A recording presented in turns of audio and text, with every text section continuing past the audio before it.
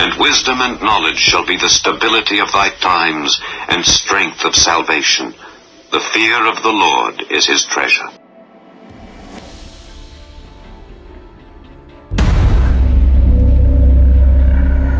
Hello, Serious Survivor here. And today we're going to talk about 10 things that will happen immediately or within the first 72 hours after a grid down type of event. We're talking about any type of event that could lead to a grid down situation that would cause the loss of power throughout urban areas, rural areas, basically nationwide. We're going to talk about the effects we'll see after this type of event. Remember, the best defense you can have for an event like this is to plan ahead. Without planning ahead and without the correct preparations, then surviving an event like this is going to be extremely difficult. The more knowledge you have, the more skills you have, the more gear that you have will enable or will increase your chances of survival in a grid down type of event. Now, we know that this type of event is going to be completely different for those living in, say, a rural area as opposed to those in a very large urban metropolis type of area. So we're looking at basically urban scenarios here. Even though the effect will be nationwide, it won't be felt, the impact won't be as dramatic in some of these rural areas as it will be in the urban areas. So we're going to focus on those. So when this event first occurs, then one of the biggest problems is going to be mass confusion. People are not going to start panicking immediately, and that's going to be because they don't realize what's happened. We're going to believe it's just a small power outage, unless it's an event that we see coming. And a lot of people are going to react as if things are normal. They're going to try to stay at work. They're going to stay in their homes. They're going to continue doing normal things, at least for the first little bit of this event. But when this event occurs, one of the major things, the first impacts that will be felt is the loss of communications. When the grid goes down, then so do cell phone towers. I realize that your cell phone itself may still hold a charge, but if the cell phone towers that relay those signals are not functional, then it's going to drop those calls and you're going to lose all ability to communicate with anyone but those immediately around you. And this is going to be one of the most difficult aspects to overcome or to get past in the beginning if you don't have a plan or plan ahead of time for this. That's why planning for communications after a grid down event is one of the most important things that we can do. Number 2, when the grid does go down and we lose communications, then one of the most valuable services that we take for granted on a daily basis, at least in industrialized nations, are the 911 or emergency services. They get used more than most people realize. And with these services not in place, then that means any accidents, any injuries, anything that goes wrong at all that these types of services would respond to, they'll not be able to respond. Now, they do have backup generators and a lot of their devices are battery powered. So I don't believe in the first few hours we're going to see a total collapse of all of police structure, medical infrastructure. This is going to continue working for a little while because of backup generators and because of handheld devices, battery power, battery backups, things like that. They will attempt to uphold law and order. They will attempt to continue providing emergency services at first, but the situation is going to be so catastrophic that they're going to be completely overwhelmed. Now, within 72 hours, we could expect this to fail completely. Within 72 hours, the majority of the hospitals will be out of supplies. They will either have been robbed, looted, or used them all up. Emergency service employees will be home with their families if they can be, or they may even be victims to the event itself because they will be on the front lines of these events. So after 72 hours, then we can't expect for any help to be coming other than those we know personally and other than helping ourselves. And the best way to help yourself is to prepare ahead of time.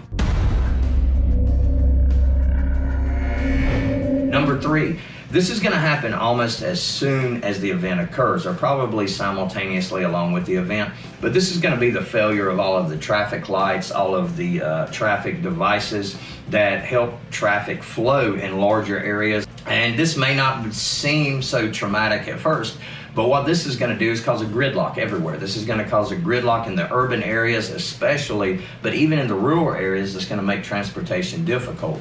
And then we have to factor in the effects or impacts that when this does occur and cars are moving at 60, 70, 80 miles an hour down an interstate or approaching an intersection at 45 or 50 miles an hour and that traffic light fails and no one knows what to do, there are going to be a lot of initial wrecks to begin with, which is going to tie up emergency services that can get to these areas.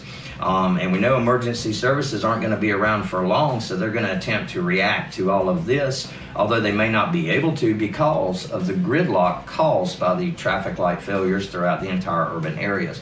So this is something that's going to lock down the major highways, the major routes that we use to get out of cities, and we have to really plan for this ahead of time by planning alternate routes that take us through areas that do not rely on, traffic direction devices, on back roads, on smaller roads. The areas and ways that we can evacuate the city that does not require us to get on major interstates, major throughways, freeways, and things such as that. This is going to be a huge impact on the initial stages.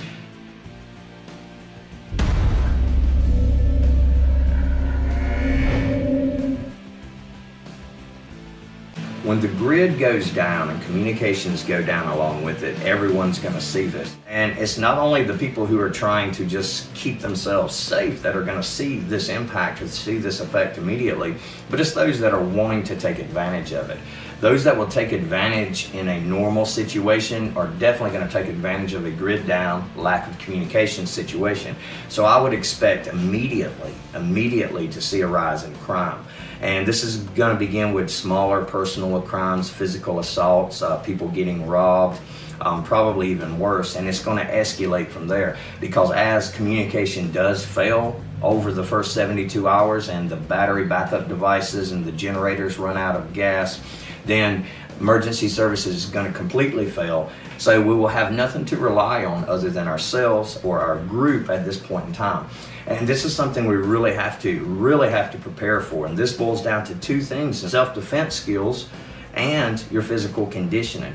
And not everyone's going to have those skills, but it is something you have to take into account. This is where personal protection, the use of other means, can come into play.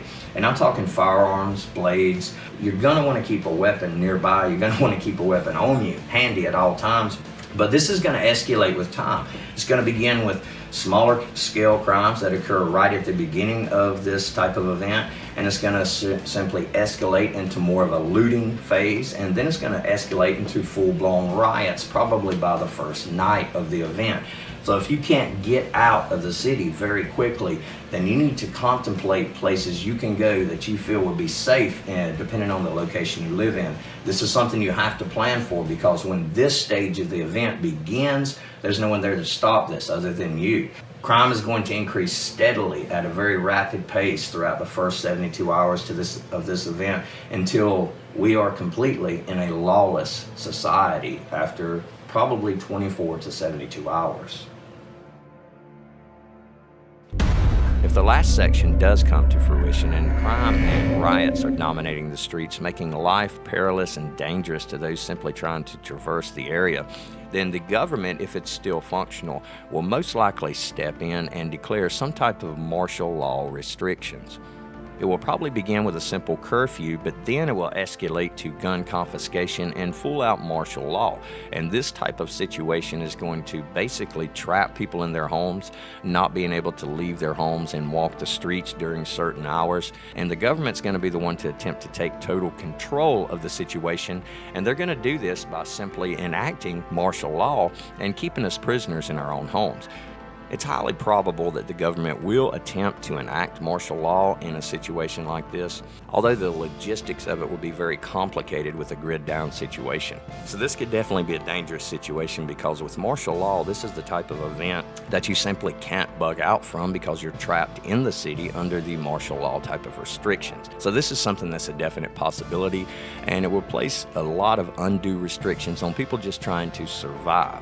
The whole purpose of it would be to restrict criminal movement, but it's going to affect everybody, especially when the gun confiscation begins and they start attempting to take people's firearms to make the area safer, as they say, when in reality all this is going to do is put us as individuals in much, much more danger. Number 6, when the event first occurs, another thing that's going to go down that we may not, really think much about is cash registers, our debit card machines at the store. I'm not going to be able to run into a store and buy a bunch of bottled water with my debit card because there's no power.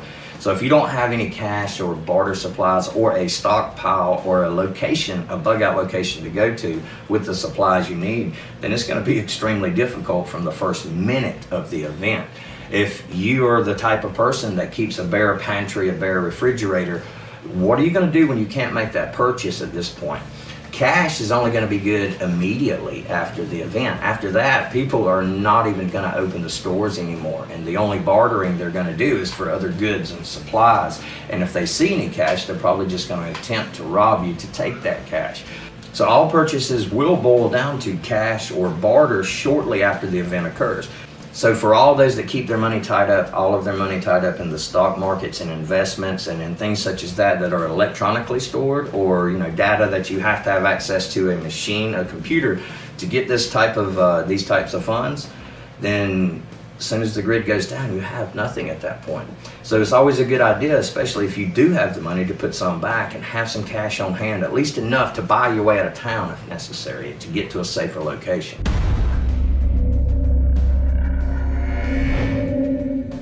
Number 7. Now the time frame of number 7 occurring is not necessarily immediately. It will be felt immediately in some general areas, but in other areas then this will not be as quickly felt. And that's the loss of water, of running water. In some areas, as soon as the grid goes down, you're going to lose all water pressure because there's so much of a supply. There's so much of a demand on it at that point. And in those highly or densely populated areas, you're going to lose water pressure immediately. Other places that are less densely populated and have a larger area that they may be serviced with water towers and things such as that, you're going to maintain a water supply for a little while, but you could probably safely expect all water to be gone within 72 hours. But this is an important aspect to take into account. Don't take for granted that just because my water is still running right now, when the grid is down, it's going to be running tomorrow, because it's probably not. Which makes water storage such an important aspect to this, or having a bug out location with an adequate water source and having the means to get there. Number 8 sort of goes along with number 7. This is the loss of gasoline and natural gas. A lot of people rely on natural gas for heating, cooking, things like that. These types of systems are set up very differently in different areas. And that will mean that some areas will immediately lose their gas supply when the grid goes down, while other areas will remain active. The supply will remain active. So this is going to be different for different people in different parts of the country. So this is something we're going to have to take into account, is the loss of that natural gas, or the presence of that natural gas when we're attempting to get out of town, because this can make for a dangerous situation, especially around the refineries and the facilities that produce, these types of products. Now when it comes to gasoline pumps are once again electronically or electrically controlled. So when the grid goes down, then there's no pumping gasoline, and this is going to in turn result in riots at gas stations in general, because as people realize that the power's not coming back on, then they're going to attempt to take that gas forcefully from the tanks that store it below each of the gas stations that you go to. So this is going to be a dangerous place to approach. We know that when the grid goes down, we will not be able to pump gasoline, so we don't want to approach one of these places unless we're sure that we can take that gasoline. And what I mean is access the gasoline through manual pumping means or methods such as that. Keep in mind that this is going to stop immediately. There's going to be no more deliveries. There's going to be no more production. There's going to be no more gasoline except what's in the tanks right now. So this is another aspect that we need to, prepare for. Even if we do have a vehicle, we may not have the gasoline to get us to where we need to go. Once again, this brings up the need for planning before the event.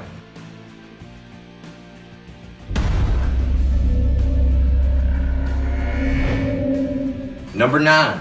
Number 9 is the loss of production. Now, people may not think this is a big effect at first. You're like, okay, so the plants shut down, the grid goes down, all of the plants, all of the manufacturing facilities, they stop producing goods. That's no big deal, but that is a big deal because that's where they process the foods, and that's where they process the things we drink for the most part. That's where they process everything that we use on a daily basis, and everything that we have used and relied on throughout the years is produced in factories of some type. This is going to be important, not immediately, not the first moment of the event, other than people being trapped in some of these locations, but this is really going to impact us within or at the 72-hour mark, because by the time the 72-hour mark hits, then all the stores will have been looted and everything's going to be gone. Nothing is being produced, so there's nothing that can be delivered. And even if it was being produced, you can't deliver it because of the traffic jams on the highways caused by the grid down event. So there's nothing else coming to take the place of what's there right now. And that's an important reason to stock what you can if you're going to stay in your location. And if you're going out to a bug out location, then stock what you can there and make sure it's safe. So when the infrastructure goes down, this just-in-time delivery will stop that first day. Although it'll be about the second or third day when the stores are empty that we really feel the impact of this.